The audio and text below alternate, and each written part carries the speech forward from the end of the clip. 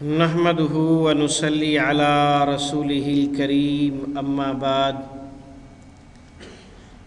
اللهم صل على محمد وعلى آل محمد كما صليت على إبراهيم وعلى آل إبراهيم إنك حميد مجيد اللهم بارك على محمد وعلى آل محمد كما باركت على إبراهيم وعلى آل إبراهيم إنك حميد مجيد۔ سورۃ الفلق مکیہ۔ ترتیب تلاوت میں سورت نمبر 113، ترتیب نزول میں سورت نمبر 20، آیات 5 ہیں اور رکوع 1 ہے۔ بسم اللہ الرحمن الرحیم، اللہ کے نام کے ساتھ شروع کرتے ہیں۔ آپ دیکھ رہے ہیں کہ با کا معنی کے ساتھ لفظ اسم اردو میں استعمال ہوتا ہے۔ جناب کا کیا اسم گرامی ہے، اسم با مسمى، اور فارم کے شروع میں لکھا ہوتا ہے مسمى، جسے ہم مسمی پڑھتے ہیں۔ لکھا کیا ہوتا ہے؟ مسمى، پڑھتے ہم مسمی ہیں، اس لیے کہ ہمیں پتہ نہیں ہے کہ یہ عربی کا لفظ ہے اور کیسے پڑھنا ہے اسے۔ یہ لفظ ہے مسمى، میم کے اوپر شد اور کھڑی زبر ہے، اور لکھنے والوں نے نہ شد ڈالی ہوتی ہے نہ کھڑی زبر ڈالی ہوتی ہے، تو پڑھنے والے نے مسمی پڑھنا ہے اسے۔ تو یہ ایک غلط علام ہے، ایسی غلطی ہے جو کہ عوام میں معروف ہے، اسے کوئی نہیں جانتا۔ یہ لفظ مسمى ہے، اس کا معنی ہے نام رکھا ہوا ہے۔ کیا آگے آپ نام لکھتے ہیں؟ تو اسم با مسمى بھی کہتے ہیں کسے؟ ایسے بندے کو جو اپنے نام کی طرح ہو۔ مثلا عبد الرحیم کسی کا نام ہے اور وہ بندہ بذات خود رحم دل ہو، تو کہتے ہیں یہ اسم با مسمى ہے، جیسا اس کا نام ہے ویسا ہی خود ہے، اسے کہتے ہیں اسم با مسمى۔ تو لفظ اسم اردو میں استعمال ہوتا ہے۔ آپ دیکھ رہے ہیں بسم اللہ کا ترجمہ کیا ہے؟ اللہ کے نام کے ساتھ۔ لیکن جب بھی ہم ترجمہ کرتے ہیں تو کہتے ہیں اللہ کے نام کے ساتھ شروع کرتے ہیں، تو یہ شروع کہاں سے آ جاتا ہے؟ با کا معنی ساتھ، اسم کا معنی نام، لفظ اللہ کا معنی اللہ، بسم اللہ کا ترجمہ اللہ کے نام کے ساتھ، تو یہ شروع کرنے والا مفہوم کہاں سے ہم لے آتے ہیں؟ اور ہر قرآن کے ترجمے میں لکھا بھی ہوتا ہے اللہ کے نام کے ساتھ شروع کرتے ہیں۔ تو دراصل عربی زبان میں کچھ الفاظ ایسے ہوتے ہیں کہ ان کے لفظی ترجمے میں تو جیسے آپ دیکھ رہے ہیں با کا معنی ساتھ ہے، لیکن ان کا تعلق کسی نہ کسی چیز سے جوڑا جاتا ہے۔ تو با ایسے حروف میں سے ہے، اس کا تعلق کسی فعل سے جوڑا جائے گا، تو وہ فعل کیا ہے؟ شروع کرنا۔ اشرع، میں شروع کرتا ہوں۔ تو آپ کھانا کھا رہے ہیں تو کہیں گے اللہ کے نام کے ساتھ کھانا کھاتا ہوں۔ آپ پڑھ رہے ہیں تو کہیں گے اللہ کے نام سے کے ساتھ پڑھتا ہوں۔ تو جو بھی آپ کام کر رہے ہوں گے اسی کو آپ اس میں شامل کریں گے، اس با کا تعلق اس کام سے جڑ جائے گا۔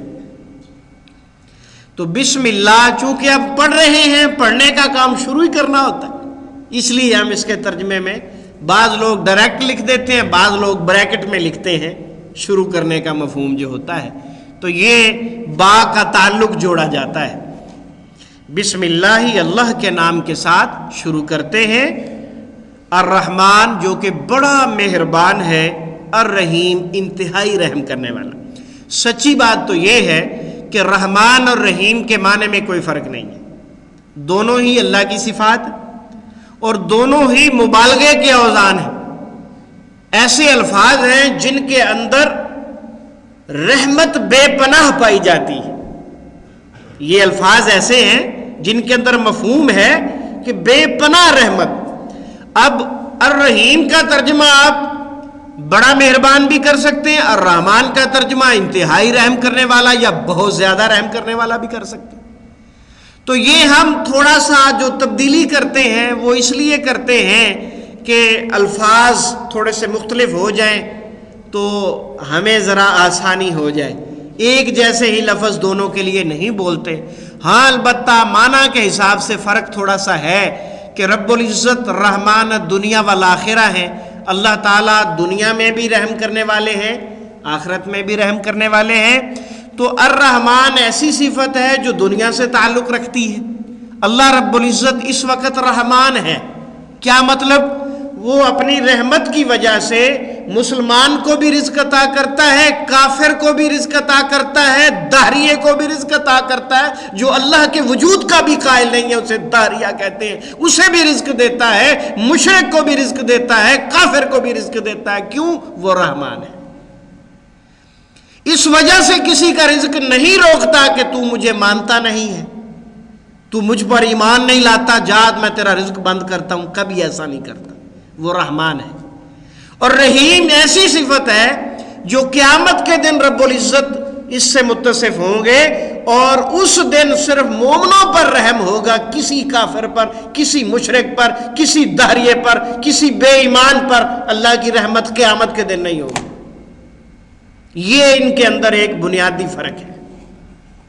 یہ ان کے اندر رحمان اور رحیم کے اندر بنیادی فرق ہے.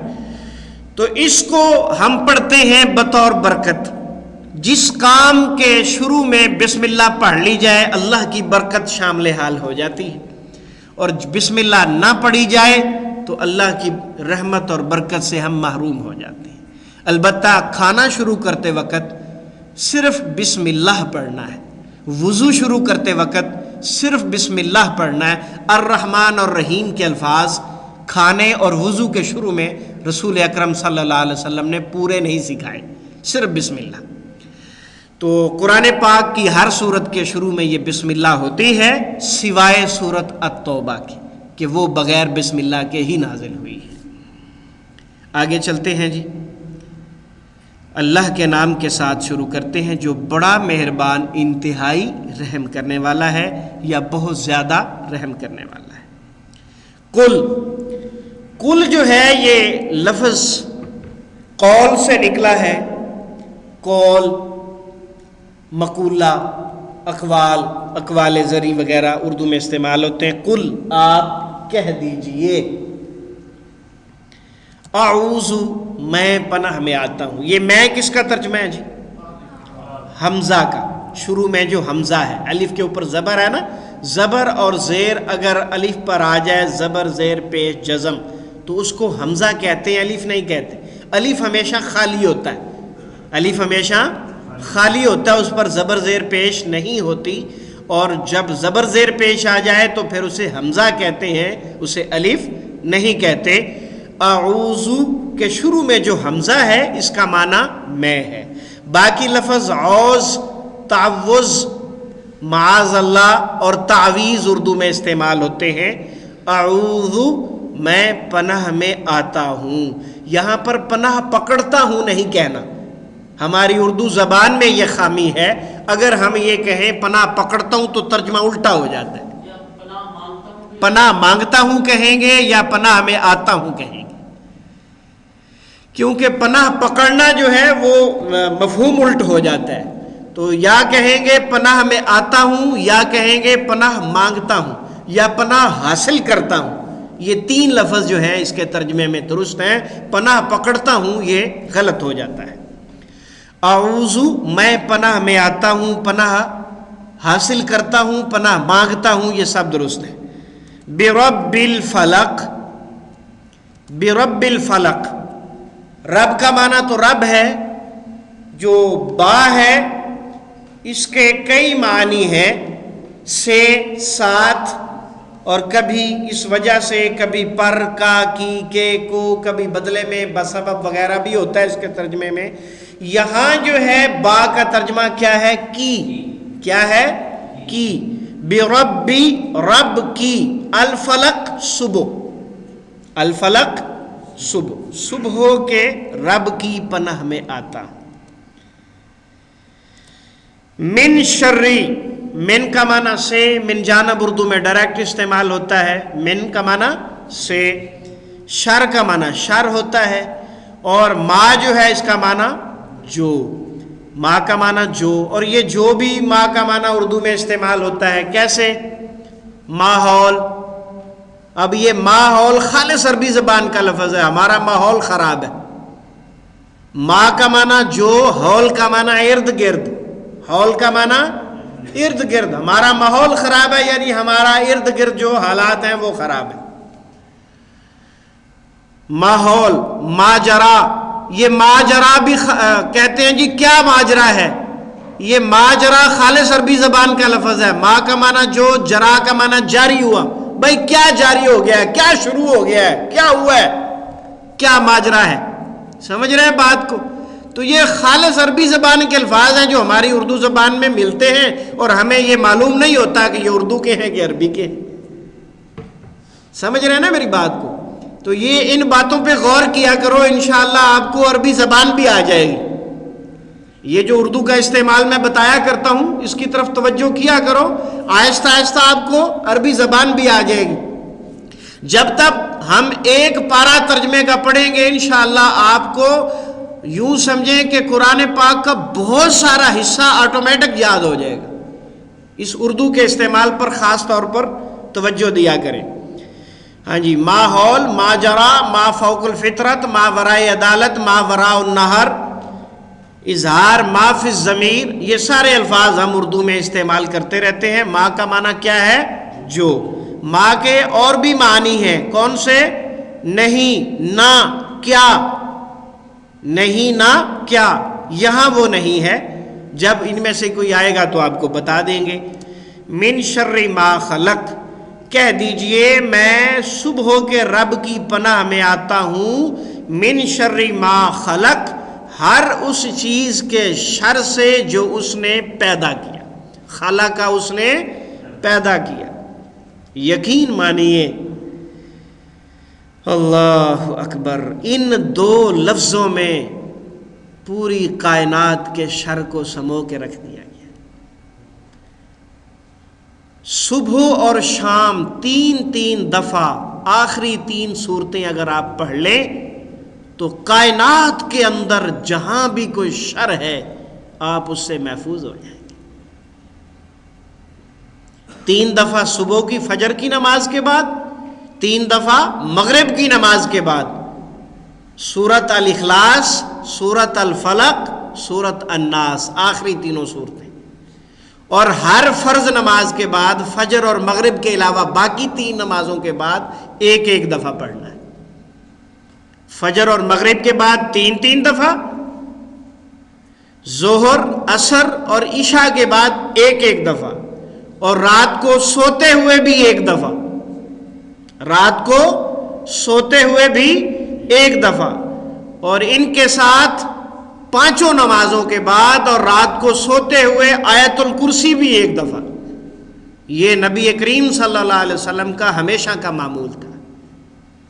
اور آپ نے فرمایا تھا جو آیت الکرسی کو پڑھتا ہے ہر فرض نماز کے فوراً بعد اور صبح اور شام سوتے ہوئے، رات کو سوتے ہوئے، تو اگر وہ صبح پڑھ لیتا ہے تو شام تک ہر چیز سے محفوظ ہو گیا، اور اگر رات کو پڑھ لیتا ہے تو صبح تک ہر چیز سے محفوظ ہو گیا، اور اگر اسے موت آ گئی تو ڈائریکٹ جنت میں جائے گا. تو یہ چھوٹے چھوٹے عمل ہیں جو ثواب کے اعتبار سے بہت بڑے ہیں، ان کی طرف ہمیں توجہ کرنی چاہیے. من شر ما خلق، ہر اس چیز کے شر سے جو رب نے پیدا کی ہے آپ اس سے محفوظ ہو گئے. کتنے بڑے الفاظ ہیں. مزید تفصیل، مزید جو ہے اللہ سے ہم مانگنے جا رہے ہیں. من شر غاسق، غاسق کہتے ہیں رات کے اندھیرے کو جو عشاء کے بعد اور زیادہ گہرا ہو جاتا ہے. مغرب جب ہوتی ہے تو آہستہ آہستہ اندھیرا چھاتا ہے، اور جب عشاء کی اذان ہوتی ہے تو اندھیرا بالکل چھا چکا ہوتا ہے، رات بالکل کالی سیاہ ہو چکی ہوتی ہے. وَمِن شَرِّ غَاسِقٍ، اور اندھیری رات کے شر سے اذا وقب، جب وہ چھا جائے. اذا، اور اس سے ایک اور ملتا جلتا لفظ ہے از. از کا معنی جب ہوتا ہے، اذا کا معنی بھی جب ہوتا ہے، از ماضی کے لیے اور اذا مستقبل کے لیے استعمال ہوتا ہے. وقبہ چھا جائے، اندھیری رات کے شر سے جب اندھیرا چھا جائے. اور یقیناً جو ہے جیسے ہی مغرب کی اذان ہوتی ہے، جو اللہ تعالیٰ کی مخلوقات ہیں، خصوصاً یہ جن، بھوت، پریاں اور یہ موذی جانور، سانپ، بچھو اور اس قسم کی اور موذی جتنے جانور ہیں، یہ رات جیسے اندھیرا چھاتا ہے یہ اپنی کچھاروں سے باہر آ جاتے ہیں، یہ اپنی کمین گاہوں سے نکل آتے ہیں. اور رات جیسے ہی ہوتی ہے بیماریاں بھی نازل ہوتی ہیں. اس لیے رسول اکرم صلی اللہ علیہ وسلم نے بھی اس بات کی طرف توجہ دلائی ہے کہ جب مغرب ہو جائے دروازے گھر کے بند کر لو. یہ حکم ہے رسول اکرم صلی اللہ علیہ وسلم کا، گھر کے دروازے بند کر لو، برتن جو ہیں وہ ڈھانپ دو، بچوں کو گھر کے اندر لے آؤ، دروازے گھروں کے بند کر دو. فرمایا جس گھر کا دروازہ بند ہوگا وہ مصیبت، بلا اور بیماری سے محفوظ ہو جائے گا. اور جس کے کھانے پینے کے برتن ڈھانپے ہوئے ہیں اس میں بھی بیماری نازل نہیں ہو سکتی. فرمایا اگر برتن ڈھانپنے کے لیے کچھ نہیں ہے تو ایک لکڑی لے کر برتن کے اوپر رکھ دو، لکڑی، تیلا، کوئی چیز لمبے رخ اس کے اوپر رکھ دو، پھر بھی وہ محفوظ ہو جائے گا. اور اس چیز کی طرف ہم لوگ توجہ نہیں دیتے. شام کو اپنے دروازے بھی بند کرنے ہیں، بچوں کو بھی گھر میں اندر داخل بند کرنا ہے، بچوں کو مغرب کے بعد باہر نہیں نکلنے دینا، اور برتن جتنے بھی کھانے پینے کے ہیں ان سب کو ڈھانپ دینا ہے. یہ ایک اہم سنت ہے، اگر اس پر ہم عمل کریں گے تو انشاءاللہ العزیز بہت ساری بیماریوں سے آٹومیٹکلی اللہ تعالیٰ محفوظ کر لیں گے. وَمِن شَرِّ غَاسِقٍ إِذَا وَقَبَ، اور اندھیری رات کے شر سے جب وہ چھا جائے. قُلْ أَعُوذُ بِرَبِّ الْفَلَقِ، کہہ دیجئے میں پناہ میں آتا ہوں صبح کے رب کی، من شر ما خلق، ہر اس چیز کے شر سے جو اس اللہ نے پیدا کی ہے. من شر غاسق اذا وقب، اور اندھیری رات کے شر سے جب اندھیرا اچھی طرح چھا جائے. ومن شر النفاثات، اور پھونکے مارنے والیوں کے شر سے. النفاثات جمع ہے نفساتن کی، الف اور لمبی تا کے ساتھ، گولتا اور الف اور لمبی تا آپ نے پڑھی ہوئی ہے نا، یہ جمع مؤنث ہے. نافسہ یہ تویز گنڈے کا، جادوگری کا کام جو ہے عموماً عورتیں زیادہ کرتی. ہاں جی، ان کو مصیبت پڑی ہوتی ہے کہ میرا خامد میرا فرما بردار نہیں ہے. سبحان اللہ. اللہ رب العزت کہتے ہیں کہ عورت فرما بردار ہو خامد کی، اور ہماری بیویوں کو فکر پڑی ہوتی ہے کہ میرا خامد میرا فرما بردار ہو. اس لیے وہ کاہنوں کے پاس، نجومیوں کے پاس، اور ایمان کو لوٹنے والے جو سارے جہان کے گدھوں اور گھوڑوں کی لید پھانکتے ہیں، فٹ پاتھ کے کنارے پہ بیٹھ کے، جو آپ کی قسمت کے پانسے پلٹتے ہیں، ہاں جی، ان کے پاس یہ پہنچ جاتی ہیں. ان کو یہ پھر جا کے بتاتی ہیں میرا خامد مجھے مارتا ہے، مجھے ناراض ہوتا ہے، یہ ہوتا ہے، وہ ہوتا ہے، ہاں جی، جادو کر دو اس کے اوپر، اور یہ کر دو، وہ کر دو. تو یہ سارے معاملات جو ہیں وہ، اور جادو جو ہے وہ ہوتا ہی ایسے ہے کہ وہ کفریہ کلمات ہوتے ہیں، وہ پڑھ پڑھ کے وہ ہے وہ اس کو گرہ لگائی جاتی ہے، رسی کو، دھاگے کو، کسی چیز کو وہ پھونکے مار کر گرہ لگا دیتے ہیں، تو اس سے جو ہے وہ جادو کا اثر شروع ہو جاتا ہے. تو چونکہ یہ کام عورتوں کے حوالے سے بہت زیادہ عام ہے، اس لیے اس سے بھی پناہ مانگ لی گئی. اللہ اکبر. اندازہ کیجئے کہ رب العزت کی کتنی رحمت ہے ہمارے اوپر. یہ چھوٹی سی دعا اگر ہم صبح و شام مانگ لیں تو ہم کتنے بڑے شر سے محفوظ ہو جائیں گے.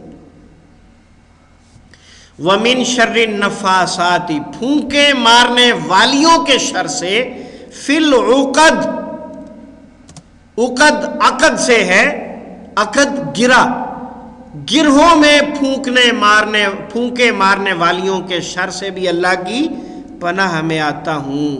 ومن شر حاسد، اور حسد کرنے والے کے شر سے، اذا حسد، جب وہ حسد کرے۔ حسد کیا ہے؟ حسد یہ ہے کہ اللہ رب العزت نے آپ کے بھائی کو نعمت عطا کی، مثال کے طور پر آپ کے ہمسائے کو، آپ کے رشتہ دار کو، آپ کے بھائی کو اللہ رب العزت نے گاڑی دے دی یا مکان دے دیا، اچھی جاب دے دی، تو یہ حسد کرتا ہے، کہتا ہے اس کے پاس کیوں ہے، بد دعائیں کرتا ہے، جلتا ہے، کڑتا ہے، سڑتا ہے، کہتا ہے اس سے یہ نعمت چھن جائے، یہ ہے حسد، اور میرے پاس آ جائے، اس سے ختم ہو جائے اور میرے پاس آ جائے، یہ ہے حسد۔ حسد اسلام میں حرام ہے۔ اس کے متعلق رسول اکرم صلی اللہ علیہ وسلم ارشاد فرماتے ہیں، ان الحسد تأکل الحسنات کما تأکل النار الحطب، حسد نیکیوں کو کھا جاتا ہے، حسد نیکیوں کو کھا جاتا ہے جیسے آگ لکڑیوں کو کھا جاتی ہے۔ حسد کرنے سے کسی کا کچھ نہیں بگڑتا سوائے اس کے کہ تمہارے اپنے اوپر لعنتیں پڑتی ہیں، تمہارے اپنی نیکیاں برباد ہو رہی ہیں۔ جس کے متعلق آپ بد دعائیں کرتے ہیں، جلتے ہیں، سڑتے ہیں، اس کا کچھ نہیں بگڑتا، اپنی نیکیاں برباد ہو رہی ہیں۔ ہاں، رشک اسلام میں جائز ہے۔ رشک اور حسد میں بہت فرق ہے۔ حسد یہ ہے کہ یہ نعمت میرے پاس آ جائے اور یہ اس سے محروم ہو جائے، اور رشک یہ ہے یا اللہ تو نے اسے عطا کی ہے، کیا بات ہے، سبحان اللہ، مجھے بھی عطا کر دے۔ مثال کے طور پر آپ دیکھ رہے ہیں میں آپ کو قرآن پڑھا رہا ہوں، آپ رشک کر سکتے ہیں کہ یا اللہ جس طرح تو نے اپنے اس بندے کو قرآن پڑھانے کی توفیق نصیب کی ہے، ہمیں بھی عطا کر دے، ہم بھی اس طرح قرآن پڑھیں اور پڑھائیں۔ یہ رشک ہے، اور اس رشک جائز ہے، اس میں کوئی شک شبہ نہیں۔ حسد حرام ہے۔ اللہ تعالیٰ میں سمجھ عطا فرمائے، اور حسد سب کچھ برباد کر دیتا۔ اس وجہ سے اللہ تعالیٰ نے خصوصی توجہ دلائی ہے کہ حسد سے پناہ مانگو۔ وَمِن شَرِّ حَاسِدٍ إِذَا حَسَدَ، اور حسد کرنے والے کے شر سے بھی ہم پناہ مانگتے ہیں جب وہ حسد کرے۔ وَمِن شَرِّ النَّفَّاثَاتِ فِي الْعُقَدِ، اور گرہوں میں پھونکے مارنے والیوں کے شر سے بھی پناہ مانگتے ہیں، اور حسد کرنے والے کے شر سے بھی جب وہ حسد کرے۔ اب آپ کا امتحان شروع ہو گیا جی۔ بسم اللہ کے بعد کل بتائیے، کہہ دیجئے، ترجمہ ہے اس کا، آپ کہہ دیجئے، اردو کا استعمال آپ بتائیں گے، ترجمہ بتانے کی اتنی ضرورت نہیں ہے۔ قول، اقوال، مقولہ، اقوال زری، اعوذ، میں پناہ میں آتا ہوں، ہاں جی، یہ تو ترجمہ ہے نا اس کا، اردو کا استعمال بتائیں نا، یہ صفحہ اردو کے استعمال والا ہے۔ تعوذ، تعوذ نہیں پڑھنا اس کو، تعوذ، تعویذ، اور معاذ اللہ، معاذ اللہ، اللہ کی پناہ۔ ہاں جی، بربی میں با بار بار آنے والے الفاظ میں سے ہے۔ با کا ترجمہ جب سے اور ساتھ ہوتا ہے اس وقت تو اردو میں استعمال ہوتی ہے، جو اس کے باقی معنی ہیں کا، کی، کے، کو، یا سے جو ہے وجہ سے، بسبب، بدلے میں، وہ سارے بار بار آنے والوں میں ہم شمار کرتے ہیں۔ یہ بات سمجھ رہی ہیں آپ؟ آگے رب ہے، رب، رب کائنات، ربوبیت، مربی، تربیت، سب اسی سے ہیں۔ الفلق نیا لفظ ہے جی، اس کو آپ نے یاد کرنا ہے۔ الفلق نیا لفظ ہے، کیا ترجمہ ہے اس کا؟ صبح۔ من شرری، من اردو میں استعمال ہوتا ہے، کیسے ہوگا؟ من جانب، من و عن، من حیث القوم وغیرہ۔ شر، شر، شرارت، شریر، ٹھیک ہے۔ ما بھی اردو میں استعمال ہوتا ہے، کیسے؟ بولیں آپ سب، بولیں، کوشش کریں اللہ کے بندو۔ ماحول، ماجرا، ہاں جی، کیا بولا؟ ما حضر، ٹھیک ہے، تناول ما حضر. ہاں جی، آگے ہے خلقہ، خالق، مخلوق، تخلیق، خلقت، خالق کائنات وغیرہ. آگے ہے وَمِن شَرِّ غاسقٍ، واو اور من اور شر، واو اردو میں استعمال ہوتی ہے کیسے؟ مال و دولت، عفو و درگزر، شان و شوکت، شیر و شکر. ٹھیک ہے جی، واو کا معنی. اور من اور شر آپ نے پہلے استعمال کر لی ہیں. غاسق، من شر غاسقٍ، ایسا اندھیرا جو رات کو چھاتا ہے، ایسا اندھیرا جو رات کو چھاتا ہے، اندھیری رات کا شر. اذا بار بار آنے والوں میں سے ہے. وقبات، اچھی طرح چھا جائے. غاسق اور وقب یہ دونوں نئے الفاظ ہیں. ومن شر یہ پہلے ہو گیا.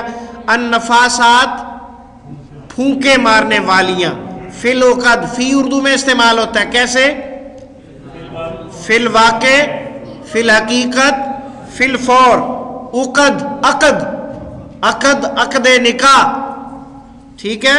مقعد، تو یہ سب اسی سے ہیں. ومن شر حاسد، ومن شر تو ہو گیا نا، یہ بار بار آ رہا ہے، اردو میں استعمال ہوتا ہے. حاسد ڈائریکٹ استعمال ہوتا ہے، حسد اور حاسد. اذا بھی بار بار آنے والوں میں سے، حسد حسد سے نکلا. ایک اہم بات جو اس سورت کے حوالے سے ہے وہ یہ ہے کہ اس سورت کو سورت الفلق اور اس کے ساتھ جو آخری سورت ہے جو آپ پڑھ چکے ہیں، سورت الناس، یہ دونوں صورتوں کو معوذتین کہتے ہیں. کیا کہتے ہیں؟ معوذتین. ایسی دو صورتیں جو پناہ حاصل کرنے کے لیے استعمال ہوتی ہیں. جو شخص اللہ پر ایمان رکھتا ہے اور اس کے رسول پر ایمان رکھتا ہے اور پھر اللہ کی کلام پر کلام الہی ہونے کا یقین رکھتا ہے، اور وہ ان دونوں صورتوں کو سورت اخلاص سمیت روزانہ صبح 3 دفعہ، مغرب کے بعد 3 دفعہ، ظہر، عصر اور عشاء کے بعد ایک دفعہ، رات کو سوتے ہوئے 1 دفعہ پڑھ لیتا ہے، اللہ کی قسم اس پر جادو نہیں ہو سکتا. اس پر جادو نہیں ہو سکتا کسی صورت میں. اور اگر ہو چکا ہے تو اس عمل سے مستقل ختم ہو جائے گا. یہ بات ایمان سے تعلق رکھتی ہے. اللہ تعالی ہمیں سمجھ عطا فرمائے کہ ہم اس کے اوپر عمل کر سکیں، اور جو ایمان کے لٹیرے جادوگر ہیں اللہ تعالی ان سے ہمیں محفوظ رکھے. سبحانک اللہم و بحمدک، اشہد ان لا الہ الا انت، استغفرک و اتوب الیک.